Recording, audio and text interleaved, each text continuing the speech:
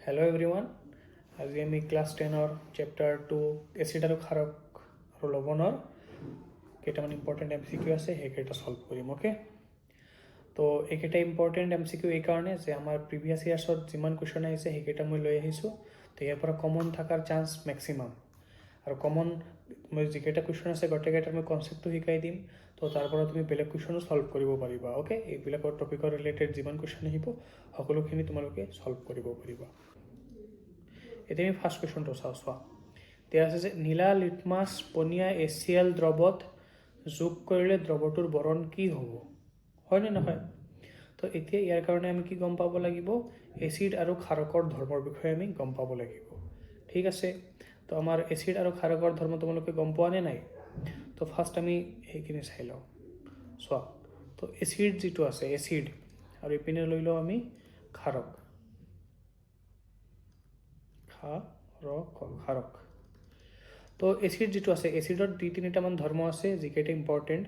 যে এচিডৰ সোৱাদ কেনেকুৱা, এচিডৰ সোৱাদ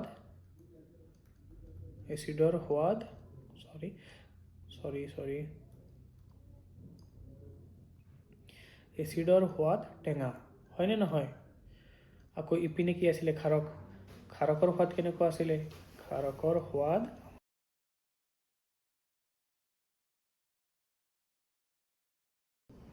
অ'কে। আৰু এটা ধৰ্ম কি আছিলে এচিডৰ? এচিডে কি কৰে? আমাৰ নীলা লিটমাছক কি কৰে? নীলা লিটমাছ যিটো আছে, নীলা লিটমাছক ৰঙা কৰে। এচিডে নীলা লিটমাছক ৰঙা কৰে। আকৌ ক্ষাৰকটো কি হ'ব? আমাৰ ক্ষাৰকটো এচিডৰ একদম ওলোটা। তো ক্ষাৰকে কি কৰিব? এচিডে আমাৰ নীলা লিটমাছটো ৰঙা কৰিছিলে, নীলাটোক ৰঙা কৰিছিলে। ক্ষাৰকে কি কৰিব? আমাৰ ৰঙাটোক নীলা কৰিব। অ'কে, ৰঙাটোক নীলা কৰিব। তো ক্ষাৰকে আমাৰ কি কৰে? ৰঙা লিটমাছ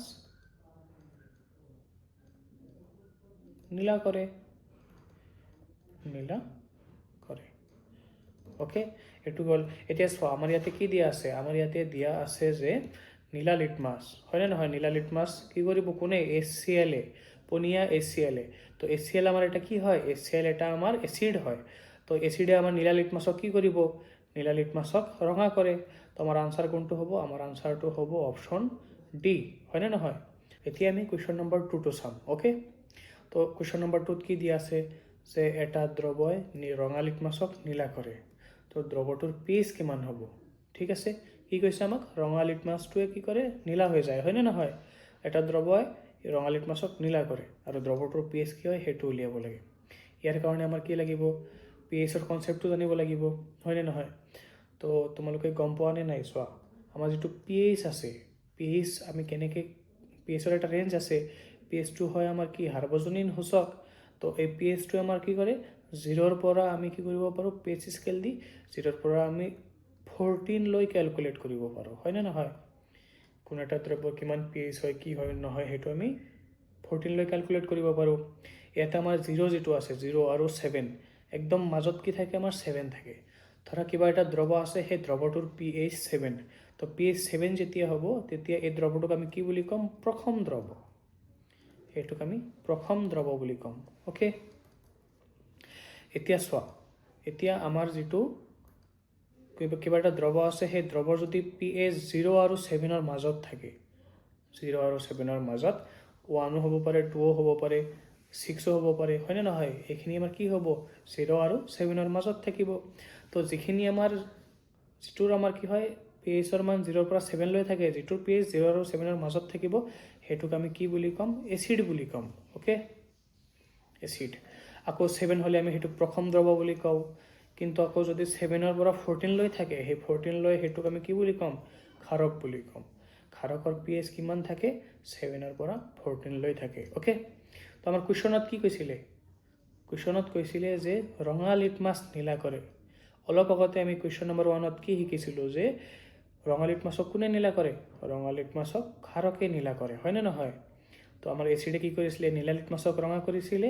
তো ক্ষাৰকে কি কৰিব? ৰঙা লিটমাছক নীলা কৰিব। আৰু আমি কি শিকিলোঁ এতিয়া? যে ক্ষাৰকৰ pH কিমান থাকে? 7ৰ পৰা 14 লৈ থাকে। তো আমি এতিয়া অপশ্যনখিনি চাওঁ। অপশ্যনখিনিত আমাৰ কি কি দিয়া আছে? এটা দিয়া আছে আমাৰ 1। তো 1 হ'ব নেকি? 1 হ'লেতো আমাৰ এইটো 1টো এইটোৰ আণ্ডাৰত আহে, এচিডৰ আণ্ডাৰত আহে, তো 1টো আমাৰ নহ'ব। নেক্সট 4 দিয়া আছে, এইটো চেম, 4ও আমাৰ কি থাকে 0 আৰু 7ৰ মাজত থাকে, মানে এইটো এচিড, আৰু এচিডে নীলা লিটমাছ সেই ৰঙা কৰে। আকৌ নেক্সট আছে আমাৰ 5ও নহ'ব, হয় নে নহয়? 0 আৰু 7ৰ মাজত নাই। নেক্সট আমাৰ কিমান আছে 10। এতিয়া চৰি 10টো কি হয় আমাৰ 7 আৰু 14ৰ মাজত থাকে, মানে এইটো এটা ক্ষাৰক হ'ব। তো ক্ষাৰকে আমাৰ কি কৰিব? ৰঙা লিটমাছক নীলা কৰিব। তো আমাৰ কাৰেক্ট আনচাৰ কোনটো হ'ব? Option D. অ'কে, এতিয়া চোৱা আমি কুৱেশ্যন নম্বৰ 3টো চাওঁ। অ'কে, তো কুৱেশ্যন নম্বৰ 3ত কি কৈছে যে অজীৰ্ণতাৰ চিকিৎসাৰ বাবে তলৰ কোন ধৰণৰ ঔষধ ব্যৱহাৰ কৰা হয়। অ'কে, এতিয়া আমি ফাৰ্ষ্ট গম পাব লাগিব অজীৰ্ণতা মানে কি। অ'কে, অজীৰ্ণতা মানে হ'ল চিম্পল, একদম চিম্পল। অজীৰ্ণতা মানে হ'ল গেষ্ট্ৰিক। আমি কমন ভাষাত ক'ব গ'লে কি বুলি ক'ব পাৰোঁ? এইটোক গেষ্ট্ৰিক, হয়নে নহয়? গেষ্ট্ৰিক হ'লে কি হয়? আমাৰ পেটত বিষ হয়, বিষ বেদনা হয়, আমাৰ একদম আনকমফৰ্টেবল এটা ফিল হৈ থাকে, হয়নে নহয়? তো গেষ্ট্ৰিক হ'লে আমাৰ পেটত কি হয়? আমাৰ পাকস্থলীত হাইড্ৰক্লৰিক এচিড নামৰ এটা এচিড থাকে। এইটো যেতিয়া পাকস্থলীত বাঢ়ি যায়, এইটোৰ পৰিমাণ পাকস্থলীত যেতিয়া বাঢ়ি যাব, তেতিয়া সেইটোক আমি কি বুলি ক'ম? অজীৰ্ণতা আৰু এচিডিটি বুলিও ক'ব পাৰোঁ। তো অজীৰ্ণতা কিহৰ কাৰণে হয়? অজীৰ্ণতা হয় আমাৰ এচিডৰ কাৰণে, HCl কাৰণে। তো এতিয়া আমি এইটোৰ পৰা যদি আমি সকাহ পাব খোজোঁ, তো আমি ঔষধ ব্যৱহাৰ কৰিব লাগিব। তো এচিডক প্ৰশম কৰিবৰ কাৰণে আমি কি ব্যৱহাৰ কৰিম? ক্ষাৰক ব্যৱহাৰ কৰিম, হয়নে নহয়? ক্ষাৰক। তো আৰু এচিডক আমি অম্ল বুলিও ক'ব পাৰোঁ নে নাই? অম্ল। তো এচিডক আমি অম্ল বুলি ক'ব পাৰোঁ। তো HCl যিটো আছে, HClৰ যিটো ইফেক্ট আছে, সেই ইফেক্টটো আমি নোহোৱা কৰিবৰ কাৰণে কি কৰিম? অম্লনাশক ব্যৱহাৰ কৰিম। অম্লনাশক মানে কি? অম্লক খতম কৰি দিয়া, অম্লক নাশ কৰি দিয়া। তো আমি কোনটো ইউজ কৰিম? আমি অম্লনাশক ইউজ কৰিম। তো আমাৰ আনচাৰ কোনটো হ'ব? অপশ্যন চি, হয়নে নহয়? তো বুজি পাইছা চাগে এইটো তোমালোকে। এতিয়া আমি কি কৰিম? কুৱেশ্যন নম্বৰ 4ত চাম, ঠিক আছে? কুৱেশ্যন নম্বৰ 4 চাম এতিয়া। চোৱা কুৱেশ্যন নম্বৰ 4ত কি কোৱা হৈছে যে ছডিয়াম হাইড্ৰক্সাইড, NaOH মানে কি? আমাৰ ছডিয়াম হাইড্ৰক্সাইড। তো ছডিয়াম হাইড্ৰক্সাইডৰ দ্ৰৱ এটাৰ 10 ml কিমান লৈছে? আমাৰ 10 ml লৈছে, 10 ml লৈছে। তো এইটোৱে কি কৰিব? HCl দ্ৰৱ এটাৰ 8 ml সম্পূৰ্ণভাৱে প্ৰশমিত কৰে। তো 10 ml NaOH লৈছে, তাৰ সেইখিনি আমাৰ প্ৰশম কৰিবৰ কাৰণে কি লৈছে? আমাৰ HCl লৈছে আমাৰ 8 ml, ঠিক আছে? তো নেক্সট কৈছে যে যদি আমি একেটা NaOH দ্ৰৱৰ 20 ml লওঁ, 20 ml লওঁ, তেন্তে এইখিনি প্ৰশমিত কৰিবলৈ লগা HCl দ্ৰৱৰ পৰিমাণ কিমান হ'ব? হয়নে নহয়? অপশ্যন দিয়া আছে এটা আমাৰ 4 ml, 8 ml, 16 আৰু 12, হয়নে নহয়? তো এইটো আমি কেনেকৈ কৰিম চাবা। কুৱেশ্যনত আমাৰ কি কৈছে যে NaOH লৈছে আমাৰ, ফাৰ্ষ্টত NaOH কিমান লৈছে? 10 ml লৈছে, হয়নে নহয়? 10 ml কাৰ কাৰণে লৈছে? HClৰ কাৰণে লৈছে। আৰু HCl কিমান HClৰ কাৰণে লৈছে? 10 ml, 8 mlৰ কাৰণে। মানে 10 ml NaOH যদি লওঁ আমি আৰু 8 ml HCl যদি লওঁ, তেনেহ'লে এটা আনটোৰ ইফেক্ট যিটো থাকে, এই ইফেক্টটো নোহোৱা কৰে, হয়নে নহয়? সেইটো মানে এইটো প্ৰশমিত কৰা, এইটো প্ৰশমিত কৰা। তো আকৌ নেক্সট কুৱেশ্যনত কি কৈছে যে 20 ml যদি আমি NaOH লওঁ, 10 mlৰ কাৰণে আমাৰ 8 ml লাগে, তো 20 mlৰ কাৰণে কিমান লাগিব? এইটো চিম্পল মেথছ হয়, হয়নে নহয়? 10 mlৰ কাৰণে আমাৰ 8 ml লাগে। তো 20 mlৰ কাৰণে কি হ'ব? ডাবল ল'ব লাগিব আমাৰ। ডাবল কিমান হ'ব? 8 × 2 মানে আমাৰ 16 ml হ'ব। তো 20 mlৰ কাৰণে আমি কিমানখিনি NaOH ল'ম? 20 ml NaOHৰ কাৰণে কিমানখিনি HCl ল'ম আমি? 16 ml। তো আমাৰ আনচাৰ কোনটো হ'ব? অপশ্যন চি, হয়নে নহয়? Option C. বুজি পাইছে এইটো তোমালোকে? এতিয়া আমি কুৱেশ্যন নম্বৰ 5ত যাম। অ'কে, চোৱা ইয়াতে কুৱেশ্যন নম্বৰ 5ত কি কৈছে যে তলৰ কোনটো যৌগক ছ'ডা এচিড অগ্নি নিৰ্বাপক যন্ত্ৰত ব্যৱহাৰ কৰা হয়? অ'কে, এতিয়া আমি ছ'ডা এচিড অগ্নি নিৰ্বাপক যন্ত্ৰ কি হয়? অগ্নি নিৰ্বাপক যন্ত্ৰ মানে তোমালোকে গমেই পোৱা, জুই লাগিলে আমি সেই জুইটো আমি নুমুৱাৰ কাৰণে ব্যৱহাৰ কৰোঁ আমি অগ্নি নিৰ্বাপক যন্ত্ৰ। তো ইয়াতে কি হয় চাবা, আমাৰ যিটো ছ'ডা এচিড আছে, এইটো আমাৰ কি হয়? তোমাৰ NaHCO3 যিটো আছে, ছ'ডিয়াম হাইড্ৰজেন কাৰ্বনেট, নামটো চাগে তোমালোকে পঢ়িছা। এইটোৰ নাম কি? ছ'ডিয়াম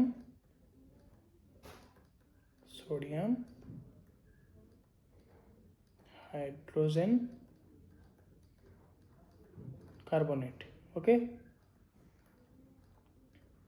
এতিয়া যেতিয়া আমাৰ এইটোৱে কি কৰে এটা এচিডৰ লগত বিক্ৰিয়া কৰে জেনেৰেলি এচিডটো হয় আমাৰ সালফিউৰিক এচিড H2SO4 এই সালফিউৰিক এসিডৰ পৰা আমাৰ কি আহে এসিড যেহেতু এসিডৰ পৰা আমাৰ কি আহে H+ আয়ন আহে তো আমাৰ যেটো সোডিয়াম হাইড্ৰোজেন কাৰ্বনেট আছে এটোৱে কি কৰে আমাৰ হাইড্ৰোজেনৰ লগত বিক্ৰিয়া কৰে হাইড্ৰোজেন আয়নৰ লগত বিক্ৰিয়া কৰি কি কৰে আমাৰ সোডিয়াম সালফেট বনায় ওকে Na2SO4 এটো বনাব প্লাস আমাৰ কি বনাব হাইড্ৰোজেন নহয় পানী বনাব আৰু আমাৰ কি বনাব কাৰ্বন ডাই অক্সাইড বনাব ওকে এতিয়া ইয়াতে যেটো আমাৰ কাৰ্বন ডাই অক্সাইড আছে সোৱা এই কাৰ্বন ডাই অক্সাইডে কি কৰে জুই নুমুৱাত সহায় কৰে হয় না নহয় তোমালোকে তো গমে পোৱা অক্সিজেনে কি কৰে জুই জ্বলোৱাত সহায় কৰে আকৌ কাৰ্বন ডাই অক্সাইডে কি কৰে আমাৰ জুই নুমুৱাত সহায় কৰে তো এতিয়া আমি এই বিক্ৰিয়া যেটো আছে এই গটেখিনি বিক্ৰিয়া যেটো আছে এই বিক্ৰিয়াত আমি কি ইউজ কৰিলো সোডিয়াম হাইড্ৰোজেন কাৰ্বনেট ইউজ কৰিলো তো আমাৰ এটোৰ আনসাৰ কোনটো হ'ব আমাৰ আনসাৰ হ'ব option D sodium hydrogen carbonate এটোৰ বেলেগ এটা নামও আছে সোডিয়াম বাইকাৰ্বনেট বুলিও ক'ব পাৰো হয় না নহয় সোডিয়াম বাইকাৰ্বনেট বুলিও ক'ব পাৰো এটোক ওকে বুজি পাইছা এটো এতিয়া আমি কোৱেশ্চন নম্বৰ 6 টো চাও ঠিক আছে তো কোৱেশ্চন নম্বৰ 6 ত কি দিয়া আছে যে তলৰ কোনটো ঘ্ৰাণেন্দ্ৰিক সূচক এতিয়া ঘ্ৰাণেন্দ্ৰিক সূচক মানে কি হেতু আমি গম পাব লাগিব হয়তে নহয় তো ঘ্ৰাণেন্দ্ৰিক সূচক মানে কি এনেকুৱা কিছুমান পদাৰ্থ আছে যিবিলাকে কি কৰে তোমাৰ এসিড আৰু ক্ষাৰকৰ মাধ্যমত কি হৈছে এসিড আৰু ক্ষাৰক মাধ্যমত ইহতে নিজৰ গুণধৰ পৰিৱৰ্তন কৰি পেলাই ঠিক আছে ইহতে কি কৰে এসিড আৰু ক্ষাৰকৰ মাধ্যমত নিজৰ গুণধ যেটো আছে গুণধটো চেঞ্জ কৰে ঠিক আছে তো সেই কাৰণে হেবিলাকক আমি কি বুলি কও ঘ্ৰাণেন্দ্ৰিক সূচক বুলি কও ওকে আৰু আমাৰ সিলেবাসত ঘ্ৰাণেন্দ্ৰিক সূচক কেইটা আছে আমাৰ সিলেবাসত ঘ্ৰাণেন্দ্ৰিক সূচক টোটাল 3টা আছে হয় না নহয় তো ঘ্ৰাণেন্দ্ৰিক সূচক ঘ্ৰাণেন্দ্ৰিক সূচক আমাৰ ফাৰ্স্ট কি আছিল তোমাৰ পিয়াজৰ ৰস বা পিয়াজ এটা লিখিলেই হল পিয়াজৰ ৰস সেকেন্ড আছিল আমাৰ লং আৰু থাৰ্ড আমাৰ কি আছিল ভেনিলা বা ভেনিলা আতৰ এটা লিখিলেই হল ভেনিলা আতৰ বা ভেনিলা ঠিক আছে তেতিয়া আমি অপচনখিনি মিলাও তো ফাৰ্স্টত আমাৰ দিয়া আছে কি অপচন দিয়া আছে লিটমাছ সেকেন্ড আছে হালধি এতিয়া আমাৰ লিটমাছ আৰু হালধি যেটো হয় সেই দুটো আমাৰ কি হয় প্ৰাকৃতিক সূচক হয় এইকেইটা আমাৰ প্ৰাকৃতিক সূচক ওকে আৰু লাষ্টৰ যেটো ডি নম্বৰটো আছে ফিনলথেলিন মিথাইল অৰেঞ্জ নামৰ আৰু এটা আছে এই দুটা কি হয় আমাৰ কৃত্ৰিম সূচক আৰু কৃত্ৰিম সূচক মানে কি আমি এইবিলাক পৰীক্ষাগৃহত নিজে বনাও হয় না নহয় মানুহে বনায় নেক্সট আমাৰ যেটো আছে ভেনিলা বা ভেনিলা আতৰ এটো হয় আমাৰ ঘ্ৰাণেন্দ্ৰিক সূচক তো এতিয়া আমাৰ অপচন কোনটো হ'ব অপচন সি ঠিক আছে এটো বুজি পাইছা সাগে এতিয়া আমি কোৱেশ্চন নম্বৰ 7 টো চাবা কোৱেশ্চন নম্বৰ 7 টো কি কৈছে কোৱেশ্চন নম্বৰ 7 ত আছে তোমাৰ কি সোডিয়াম হাইড্ৰোজেন কাৰ্বনেট বা সোডিয়াম বাইকাৰ্বনেট বুলি ক'ব পাৰো এটোক আৰু কি আছে সোডিয়াম কাৰ্বনেট আৰু 10টা পানীৰ অণু ঠিক আছে এটকেটা সাধাৰণতে আমি কি ক্ৰমান্বয়ে কি নাম দিব পাৰো এতিয়া সোৱা ইয়াতে যেটো আমাৰ NaHCO3 আছে এটোৰ বিষয়ে অলপ আগতে আমি চালো এটো কি হয় আমাৰ এটোৰ নাম হল সোডিয়াম হাইড্ৰোজেন কাৰ্বনেট আৰু এটোৱে কি কৰে তোমাৰ এটোক আমি সোডা এসিড যেটো আছে আমাৰ হেটো ইউজ কৰিব পাৰো আমি তো এটোৰ যেটো সাধাৰণ নাম হয় সেই সাধাৰণ নামটো হল আমাৰ বেকিং সোডা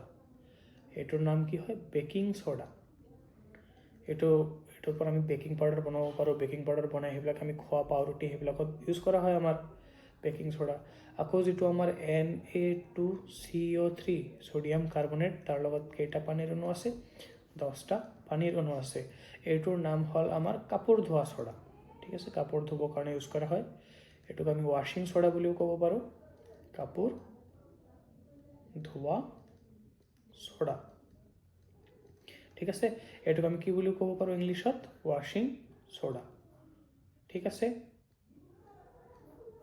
এতিয়া সোৱা আমাৰ যেটো বেকিং সোডা আছে হেটো আমাৰ NaHCO3 আৰু কাপোৰ ধোৱা সোডা যেটো আছে Na2CO3 10H2O ইয়াতে যিটো তোমালোকে চাইছা 10টা পানীৰ অণু আছে হয়নে নহয় 10টা পানীৰ অণু তো এইটোক আমি কি বুলি ক'ব পাৰোঁ এইটোক আমি কওঁ স্ফটিকাবদ্ধ জল হয়নে নহয় স্ফটিকাবদ্ধ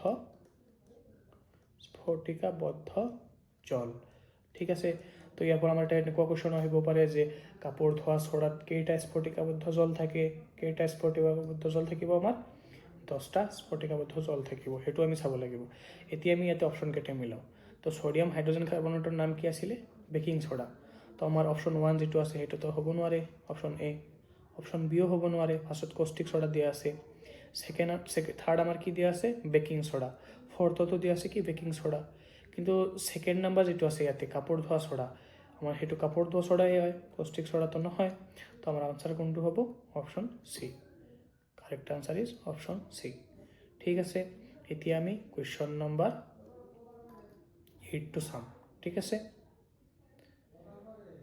ওকে তো কোয়েশ্চন নাম্বার 8ত কি দিয়া আছে যে দন্তক্ষয়ৰ ক্ষেত্ৰত তলৰ উক্তিকেইটা বিবেচনা কৰা তো ফাৰ্ষ্টত আমি কিহৰ বিষয়ে গম পাব লাগিব দন্তক্ষয়ৰ বিষয়ে গম পাব লাগিব ঠিক আছে তো দন্তক্ষয় মানে কি হয় আমাৰ যিটো দাঁত আছে দাঁতটো নষ্ট হৈ যায় যেটো হেতু দন্তক্ষয় তো দন্তক্ষয় আমাৰ কেতিয়া হয় দন্তক্ষয় তো দন্তক্ষয় যেটো আছে আমাৰ এটো কেতিয়া হয় যেতিয়া আমাৰ মুখৰ ভিতৰৰ pH 5.5 তকৈ কম হৈ যায় ঠিক আছে 5.5 তকৈ কম হৈ যায় তেতিয়া আমাৰ মুখৰ ভিতৰত তেতিয়া আমাৰ দাঁতত কি হয় দন্তক্ষয় হয় আৰু দাঁতৰ ভিতৰত আমাৰ এনামেল থাকে এই এনামেলটো নষ্ট হৈ যায় দন্তক্ষয় হলে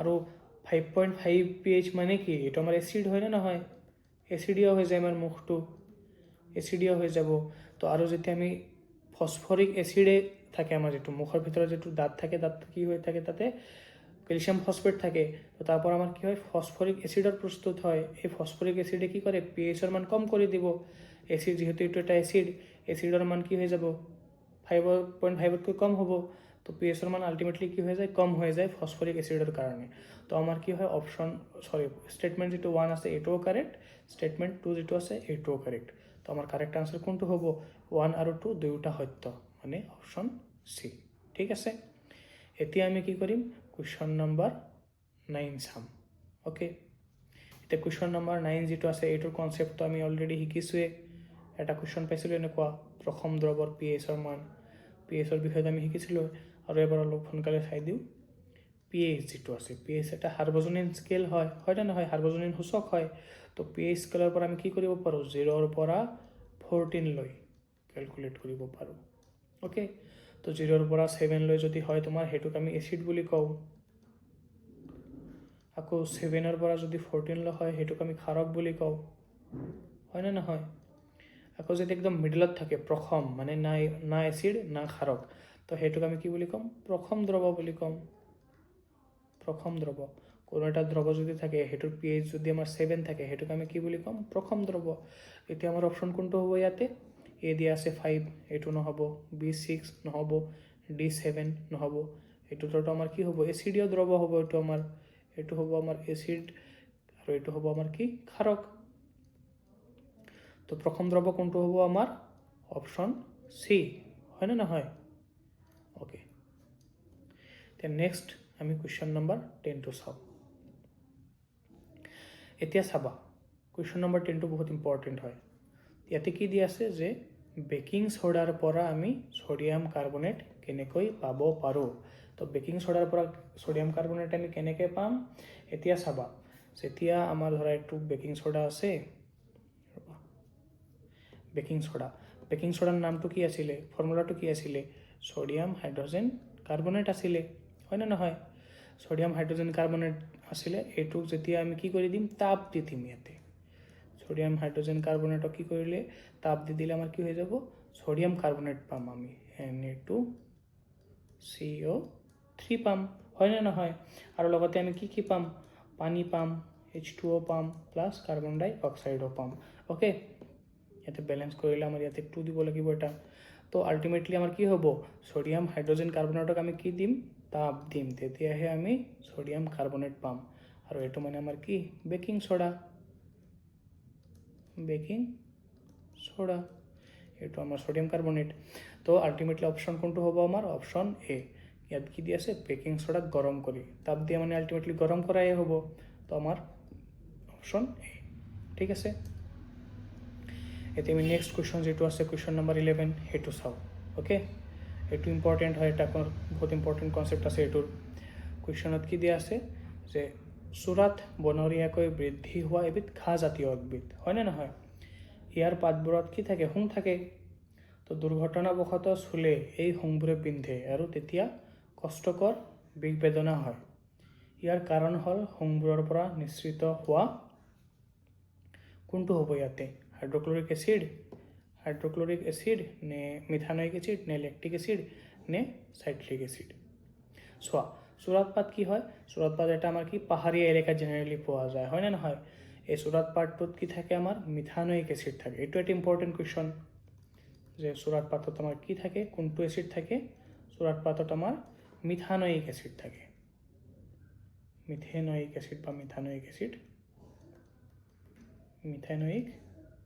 এসিড থাকে ইয়াতে তো চোৱা এতিয়া আমাৰ চুৰাত পাতৰ এটা ইন্টাৰেষ্টিং ষ্টৰি আছে যে চুৰাত পাত য'ত গজিব ধৰা আমাৰ ফাৰ্ষ্টত যদি কৰবাত আমাৰ চুৰাত পাত আছে আমাৰ ভুলবশতঃ চুৰাত পাতৰ যিবিলাক হুং থাকে সেই হুংবিলাকে আমাৰ শৰীৰত পিন্ধি গ'ল তো যেতিয়া কি হয় আমাৰ বিষ বেদনা হয় পুৰণি এনেকুৱা ফিল হয় তো এটোৰ পৰা হকা আমি কেনেকৈ পাব পাৰোঁ চুৰাত পাত য'ত গজে তাতে আমাৰ পাহাৰী পালেং নামৰ এটা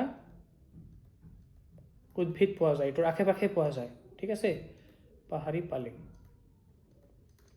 চুৰাত পাতত আমাৰ কি থাকে এসিড থাকে আৰু পাহাৰী পালেঙত কি থাকে আমাৰ খাৰক থাকে তো যেতিয়া আমাৰ চুৰাত পাতে বিন্ধে তাৰ আশে পাশে আমাৰ পাহাৰী পালেং গছটো গজে তো কেতিয়াবা যদি বিন্ধে তেতিয়া আমি পাহাৰী পালেঙৰ পৰা পাত এটা লৈ কেনে য'ত বিন্ধিছে ততে আমি ঘঁহি দিলে আমি অলপ সময় পিছত হকা পাই যাওঁ ঠিক আছে তো এইটো হ'ল আমাৰ চুৰাত পাতৰ গোটেইখিনি কনসেপ্ট তো আমাৰ কুৱেশ্যনটো আহিছিলে কি যে চুৰাত পাতত কোনটো এসিড থাকে তো চুৰাত পাতত আমাৰ কি থাকে মিথেনয়িক এসিড থাকে তো আমাৰ অপশ্যন কোনটো হ'ব অপশ্যন বি ঠিক আছে অপশ্যন এ নহ'ব অপশ্যন সি নহ'ব অপশ্যন ডি নহ'ব correct answer is option B ঠিক আছে এইখিনি আমাৰ আজিৰ কাৰণে হৈ যাব এইটো আমাৰ বহুত ইম্পৰ্টেন্ট টপিক আছিলে ইম্পৰ্টেন্ট কুৱেশ্যনো আছিলে ইয়াতে তো তোমালোকে ট্ৰাই কৰিবা গোটেইখিনি যাতে ভালকৈ ক্লিয়াৰ কৰি যোৱা আৰু নেক্সট এক্সামৰ কাৰণে all the best thank U